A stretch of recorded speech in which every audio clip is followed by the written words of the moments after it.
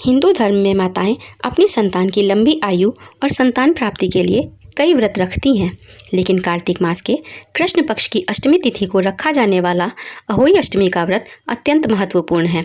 महिलाएं विधि विधान के साथ अहोई माता की पूजा करती हैं तथा व्रत रखती हैं। इतना ही नहीं, इस दिन भगवान भोलेनाथ और माता पार्वती की भी पूजा की जाती है। बता दें कि अहोई अष्टमी का व्रत संतान की दीर्घायु के लिए रखा जाता है। वहीं कुछ महिलाएं संतान प्राप्ति के लिए भी इस दिन व्रत रखती हैं।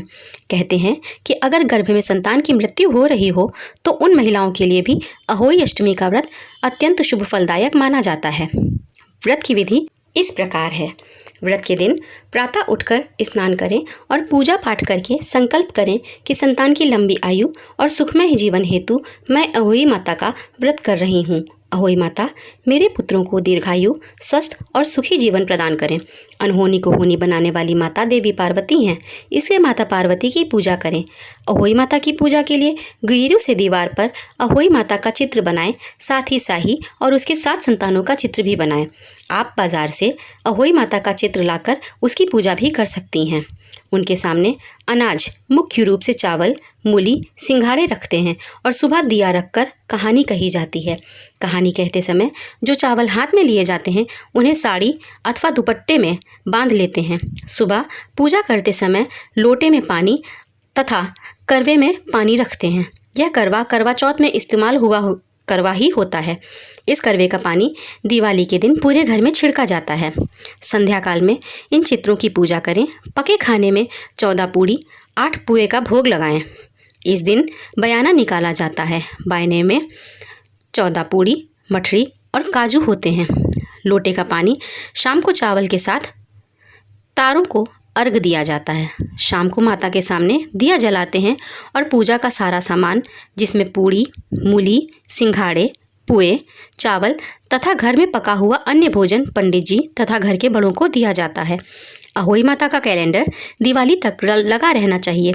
अहोई पूजा में एक अन्य विधान यह भी है कि चांदी की अहोई बनाई जाती है, जिसे स्याहू कहते हैं। इस स्याहू की पूजा दूध, भात, रोली, अक्षत आदि से की जाती है। पूजा चाहें आप जिस विधि से करें, लेकिन दोनों में ही पूजा के लिए एक कलश में जल भरकर रख लें। पूजा के बाद अहोई माता की कथा सुनना आवश्यक है। पूजा के पश्चात सासू माँ अथवा घर के अन्य बड़ों के पैर छुएं तथा उनका आशीर्वाद ग्रहण करें। इसके पश्चात प्रति अन्न जल ग्रहण करें। तो चलिए अब बढ़ते हैं कथा की ओर। एक नगर में एक साहूकार रहा करता था। उसके 7 पुत्र, 7 पुत्रवधू तथा एक विवाहित कन्या थी। दीपावली के पहले कार्तिक की अष्टमी पर बहुएं अपनी इकलौती नंद के साथ जंगल में मिट्टी लेने गईं। जहाँ से वे मिट्टी खोद रही थीं वहाँ पर स्याही और सेहे की मांद थी। मिट्टी खोदते समय ननद के हाथ से स्याही का बच्चा मर गया। स्याही माता बोली कि अब मैं तेरी कोख बांधूंगी। तब ननद अपनी 7 भाभियों से बोली कि तुम में से कोई मेरे बदले अपनी कोख बंधा लो। सभी भाभियों ने अपनी कोख बंधवाने से इनकार कर दिया, परंतु छोटी भाभी सोचने लगी कि यदि मैं अपनी कोख ना बंधाऊंगी तो ननद को उसकी ससुराल में पुनः कोई ना अपनाएगा। ऐसा विचार कर ननद के बदले छोटी भाभी ने अपनी कोख को बंधवा लिया। उसके बाद जब उसे बच्चा होता तो वह 7 दिन बाद मर जाता।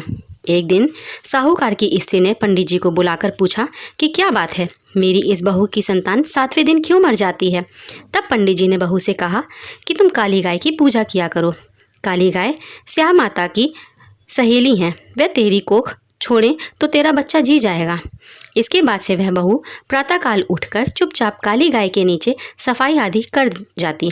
एक दिन गौ माता बोली कि आजकल कौन मेरी इतनी सेवा कर रहा है, सो आज मैं देखूंगी। गौ माता खूब तड़के जागी तो क्या देखती हैं कि साहूकार के छोटे बेटे की बहू उसके नीचे सफाई आदि कर रही है। गौ माता उससे बोली कि तुझे किस चीज़ की इच्छा है जो तू मेरी इतनी सेवा कर रही है, मांग, क्या चाहती है। तब साहूकार की बहू बोली कि साही माता आपकी सहेली हैं और उन्होंने मेरी कोख बांध रखी है, उनसे मेरी कोख खुलवा दें। गौ माता ने कहा, अच्छा चल मेरे साथ। तब गौ माता 7 समुंदर पार अपनी सहेली के पास उसको लेकर चल पड़ी। रास्ते में बहुत कड़ी धूप थी, इसलिए दोनों एक पेड़ के नीचे बैठ गईं। थोड़ी देर में एक सांप आया और उसी पेड़ पर गरुड़ पंखनी के बच्चे थे, उसे मारने लगा। तब साहूकार की बहू ने सांप को मारकर ढाल के नीचे दबा दिया और बच्चों को बचा लिया। थोड़ी देर में गरुड़ पंखिनी आई तो वहाँ खून पड़ा देखकर साहूकार की बहू को चोंच मारने लगी। तब साहूकारिनी बोली कि मैंने तेरे बच्चों को मारा नहीं, बल्कि सांप तेरे बच्चों को डसने आया था। मैंने तो तेरे बच्चों की रक्षा की है। यह सुनकर गरुड़ पंखिनी खुश होकर बोली कि मांग, तू क्या मांगती है? वह बोली, 7 समुंदर पार साही माता रहती हैं, मुझे तू उसके पास पहुंचा दे। तब गरुड़ पंखिनी ने दोनों को अपनी पीठ पर बैठाकर साही माता के पास पहुंचा दिया। साही माता उन्हें देखकर बोली कि आ बहन, बहुत दिनों बाद तुझसे मिलना हुआ, बैठ। फिर कहती कि बहन, मेरे सिर में बहुत जुएं पड़ गई हैं।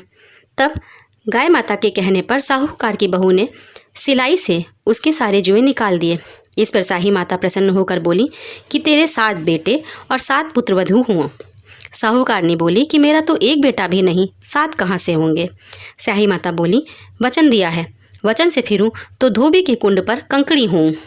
तब साहूकार की बहू बोली, माता, मेरी कोख तो तुम्हारे पास बंद पड़ी है। यह सुनकर स्याऊ माता बोली, तूने तो मुझे ठग लिया।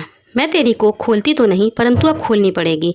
जा, तेरे घर में तेरे 7 पुत्र और 7 पुत्रवधू तेरा इंतज़ार कर रहे हैं।